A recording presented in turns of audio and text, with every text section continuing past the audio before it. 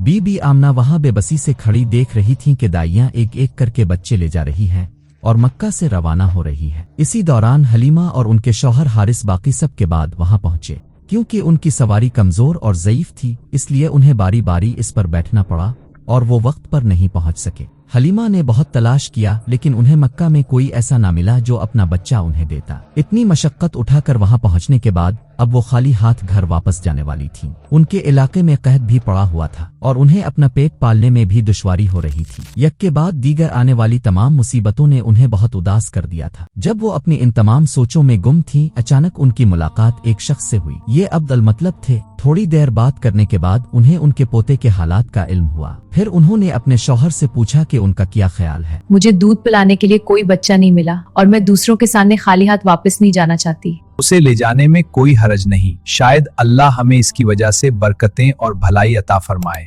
सबसे बड़ी नेमत बिल्कुल उनके सामने जाहिर हो चुकी थी, जब उन्हें इसकी तवक्को भी नहीं। लेकिन हलीमा को अभी भी अंदाजा नहीं था कि उन्होंने कितना अनमोल खजाना पा लिया है। दूसरी तरफ आमना की हालत का तसव्वुर करें। वो पहले ही अपने प्यारे शौहर को खो चुकी थी और अपने बच्चे को एक बार भी उनकी गोद में नहीं दे सकी थी, और अब उन सब के ऊपर वो अपने बच्चे से भी जुदा होने वाली थी।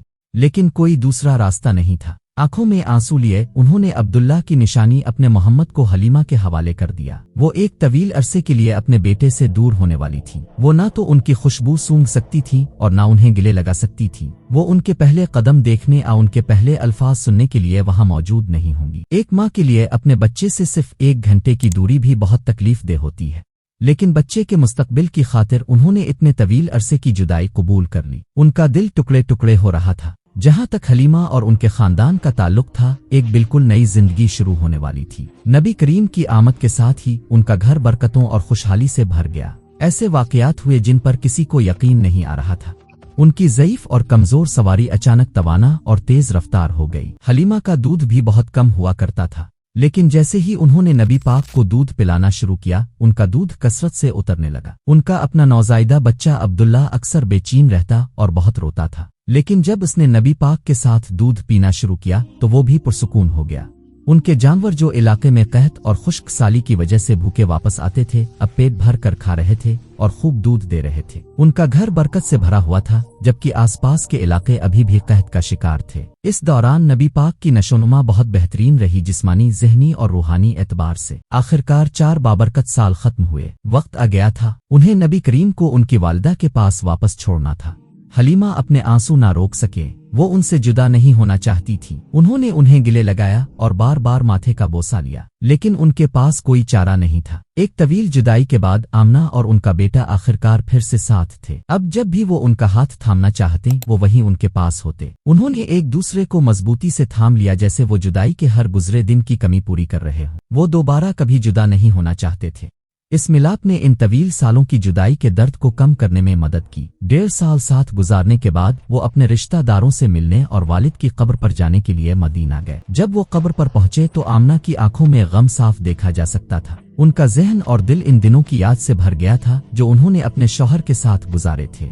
जैसे उन्होंने उन्हें अभी खोया हो, वो रोने लगे। अल्लाह के रसूल यतीम पैदा हुए थे। उन्होंने बाप के बगैर इस दुनिया में आंख खोली थी। वो कभी उनकी मोहब्बत और शफकत की गर्मजोशी महसूस नहीं कर पाए थे। अपने नन्हे हाथों से वो हमेशा अपने वालिद का हाथ थामना चाहते थे, लेकिन वो वहां कभी नहीं थे। और इस लम्हे उन्होंने अपने वालिद की कमी एक बार फिर शिद्दत से महसूस की, और साथ ही वो अपनी माँ को इतनी तकलीफ में देखना बर्दाश्त नहीं कर पा रहे थे। और यूं वो दोनों मिलकर रोने लगे। कम अज कम उनकी माँ उनके साथ थी, इससे उन्हें तसल्ली थी। लेकिन आमना के लिए भी इस दुनिया से रुखसत होने का वक्त करीब आ रहा था। वो जल्द ही अपने शौहर से जा मिलेंगी। अपने बेटे के साथ उनका साथ ज्यादा देर नहीं रहा। मक्का वापसी के रास्ते में वो बीमार हो गईं। अल्लाह के रसूल सिर्फ 6 साल के थे। जब वो अबवाक नामी मकाम पर पहुंचे तो उनकी बीमारी बढ़ गई। वो शदीद तकलीफ में थीं, लेकिन 2 चीजें उन्हें और ज्यादा तकलीफ दे रही थीं। अपने बच्चे को तन्हा छोड़ जाने का ख्याल और ये जानना कि इतनी कम उम्री में अब इसे माँ और बाप दोनों के बगैर जिंदगी गुजारनी होगी।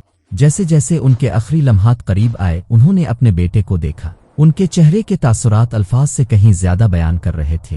अपनी आखिरी सांस से ठीक पहले उन्होंने अपने बेटे से ये अल्फाज कहे, हर जानदार को मरना है, हर नई चीज पुरानी हो जाती है और हर बूढ़े को बिलाखिर मौत आनी है। इस दुनिया की हर चीज आर्जी है और खत्म हो जाएगी। हाँ, मैं भी मर जाऊंगी, लेकिन मेरा नाम हमेशा याद रखा जाएगा, क्योंकि मैंने एक पाकीज़ा और नेक बच्चे को जन्म दिया है। ऐसा कोई जो मुझे अच्छाई के साथ याद रखेगा। कुछ ही लम्हों बाद उनकी आवाज़ मध्यम हो गई और उनका जिस्म साकित हो गया।